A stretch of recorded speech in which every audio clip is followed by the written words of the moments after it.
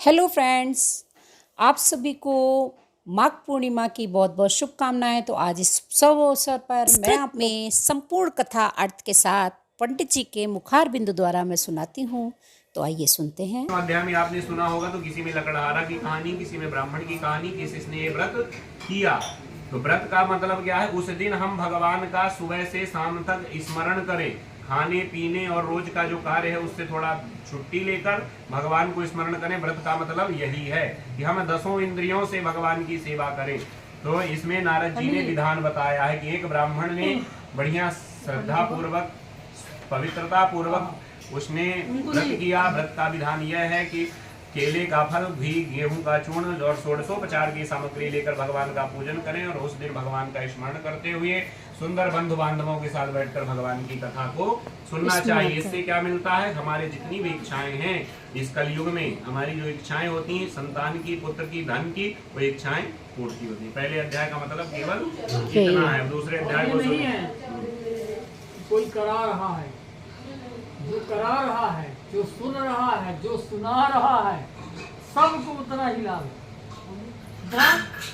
जितना वो करा रहा है उतना लाभ सुनने वाले को भी। लेकिन हम मन से सुनेगा तब क्या? मन से अगर सुने, अब फोटो खींचने वाले को, बनाने वाले को तो और बड़ा लाभ है, क्योंकि पूरा ध्यान इसी में लगा है। बोलो सत्यनारायण भगवान की जय। जीवन में भगवान का आश्रय हमें प्राप्त हो। बोले सत्यनारायण भगवान की जय। आज पुनरग्रे प्रवक्ष्यामि श्रद्धम सत्यमा पुरावल काम घोनाम नारायण नारायण नारायण नारायण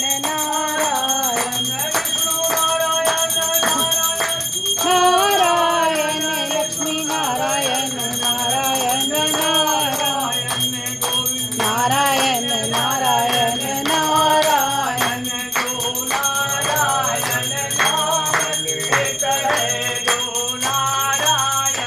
नाम लेत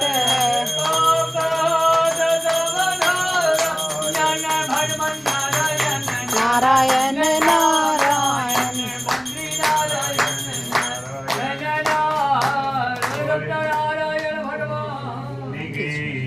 बड़े ही सुंदर तृतीय अध्याय था। तृतीय अध्याय में एक बनिया की कथा आती है।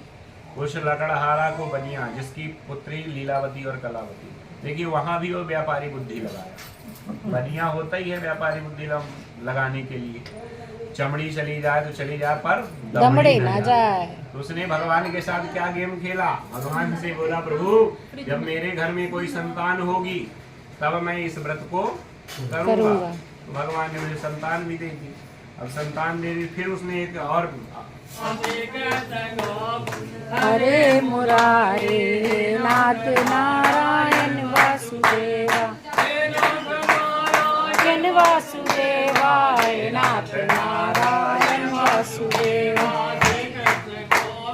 हरे मुरारे हे नाथ नारायण वासुदेव, हे नाथ नारायण वासुदेवा।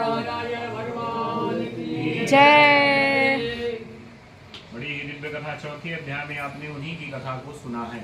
भगवान बड़े ही कृपालु हैं, दीन दयालु हैं, शरणागत वत्सल हैं भगवान। जैसे सुदामा जैसे भगवान के सखा हैं। भगवान से हमें शिक्षा लेनी चाहिए। हम जीवन में कितने भी ऊंचे पद पर क्यों ना चले जाएं, हमें जीवन में अभिमान शून्य रहना चाहिए। एक छोटे से छोटे व्यक्ति के पास भी हम उठ के बैठ सकें, बात कर सकें, और एक बड़े से बड़े व्यक्ति के साथ भी बात। यही हमारे जीवन की सुंदरता है, सहजता है और सरलता है। मानव धर्म हमें मिला है। आप समझ लीजिए, कितने भी आप करोड़पति बन जाइए, अरबपति बन जाइए, 80-90 साल ही यहाँ रहना है। मान लीजिए कि हम चौकीदार बन के आए हैं। भगवान ने जो जो हमें रिस्पॉन्सिबिलिटी दी है, जिम्मेदारी दी है, उसको हम बड़े तरीके से हंसते हुए निभाएं और इसको अपना ना मान लें। क्योंकि कल आप चले जाएंगे, बच्चों का हो जाएगा, बच्चे भी जब समय में आएंगे तो चले जाएंगे, उनका हो जाएगा। ये सब नष्टवान है। हमारा कुछ नहीं है, दिया हुआ सब परमात्मा का। इतना जरूर है कि भगवान ने हमें जो जो जिम्मेदारी दे रखी है, अभी जिम्मेदारी दी इस घर को संभालने की, उस परिवार को संभालने की, उसका जरूर हमें कर्तव्य निष्ठा से पालन करना चाहिए। पर भगवान का स्मरण यही है कथा। वाणी गुणानुकथने श्रवणौ कथायाम हस्तौ च कर्म सुमनस्तव पादयोर्ना। भगवान की कथा क्या है? वाणी से हम भगवान के गुणानुवाद को गाएं, इन कानों से उनकी कथा को सुने, हाथ से भगवान की सेवा करें, सुंदर भगवान की पूजा करें, मन को भगवान के श्री चरणों में लगाएं, ये जो सिर है उनके चरणों में झुकाएं। स्मृत्याम शिरस्तव निवास जगत प्रणामे दृष्टिम सताम दर्शने भवत्तनूनाम। ये हमारी जो दृष्टि है, आंख है, तो भगवान का सतत दर्शन करें। तभी इन आंखों का सफल है, तभी इन हाथों का कोई मतलब है, नहीं तो कोई मतलब नहीं। पशु भी वही कर रहा है जो हम कर रहे हैं। आहार निद्रा भय मैथुनम च। भोजन पशु भी करता है, सोता वो भी है, भय उसको भी, और मैथुनी सृष्टि वो भी करता है, संतान उत्पन्न वो भी करता है। अगर ये चार हम भी कर रहे हैं और कुछ नहीं कर रहे हैं तो हम समझ लेना चाहिए हम पशु हैं। मनुष्य का अर्थ क्या है? मननाद चिंतनाद इति मनुष्य। जिसके अंदर विवेकनी बुद्धि है, सदविवेकनी बुद्धि, उस बुद्धि से जो मनन करता है, भगवान का चिंतन करता है कि आखिर मैं कौन हूँ और किस लिए मैं आया हूँ। केवल खाने के लिए, सोने के लिए, पेट भरने के लिए ही मैं नहीं आया, मेरे और भी उत्तरदायित्व है। मैं अपने आप को समझूं, मैं इस माया को समझूं और मैं उस परमात्मा को समझूं, उसके प्रति कृतज्ञ रहूं। यही है कथा। पंचम अध्याय में प्रवेश करें। बोले सत्यनारायण भगवान की।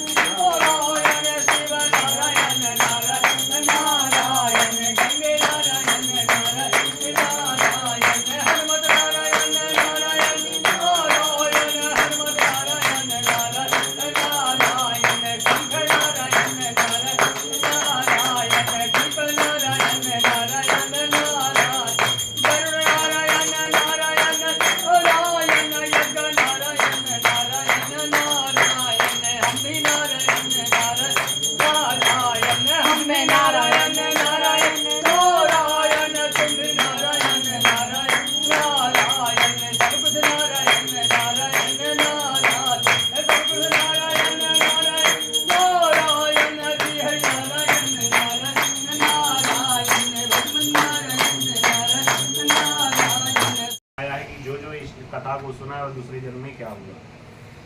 देखिए, नाम संकीर्तनम यस्य सर्व पाप प्रणाशनम प्रणामो दुख शमनस्तम नमामि हरिम परम। हमारे ऋषि मुनि सब जानते थे कि इस संसार में प्रायः यह जो प्राणी है, इसकी वृत्ति गलत कामों में ज्यादा होगी, अच्छे कामों में कम होगी, इसलिए सब चीज को सॉर्ट कर दिया। ये जो कथा हम सुनते हैं, स्कंद पुराण की कथा, स्कंद पुराण आप करवाने जाएंगे तो कम से कम 11 दिन आपको कथा सुनना होगा। आजकल समय नहीं, इसलिए 5 अध्याय दिया ऋषियों ने। ये कम से कम इतना तो प्राणी समय निकाल सकता है, 1-2 घंटा तो निकाल सकता है। इसलिए पूर्णिमा और संक्रांति के दिन हमें कथा श्रवण भी करनी चाहिए भगवान की। और कथा का मतलब केवल और केवल इतना है कि उस दिन हम भगवान का स्मरण करें, संकीर्तन करें। भागवत जी के लास्ट श्लोक में केवल यही है कि नाम संकीर्तनम यस्य सर्व पाप प्रणाशनम प्रणामो दुख समनस्तम नमामि हरिम परम। भगवान का नाम जो है भगवान के प्रभाव से अधिक महत्वशाली। राम का गोस्वामी जी ने लिखा है, राम सकल नामन ते अधिका, है ना। भगवान का नाम जो है राम, राम क्या है? र बीज मंत्र है अग्नि का। र कहते ही हमारे अंदर जो पाप है ना, विकार हैं, वह जल जाते हैं, भस्म हो जाते हैं। रा आ मा, आ उ मा, ओम 3 अक्षरों से बना हुआ। आ शब्द से, उ से और मा से। इसी में 3 प्रवृत्तियां हैं, सत प्रवृत्ति, रज प्रवृत्ति और तम प्रवृत्ति। इसी की 3 मेखला हैं, इसी के 3 देवता हैं, ब्रह्मा विष्णु महेश। ब्रह्मा से जो रजोगुणी लोग हैं, राजसी जीवन बिताने वाले, विष्णु सात्विक सतोगुणी वाले, और शंकर जी तामसी नष्ट संहारक तत्व हैं। इन्हीं की 3 महाशक्तियां हैं, महाकाली, महालक्ष्मी और महासरस्वती। महाकाली तम है, महालक्ष्मी रज हैं और महासरस्वती सत हैं। सत माने सात्विक, रज माने राजसी और तम माने तामसी। इन 3 प्रवृत्तियों का सारा संसार है और सारे लोग भी इसी के हैं। तो हमें महाकाली से क्या प्राप्त होता है? Muscles power. महालक्ष्मी से क्या होता है?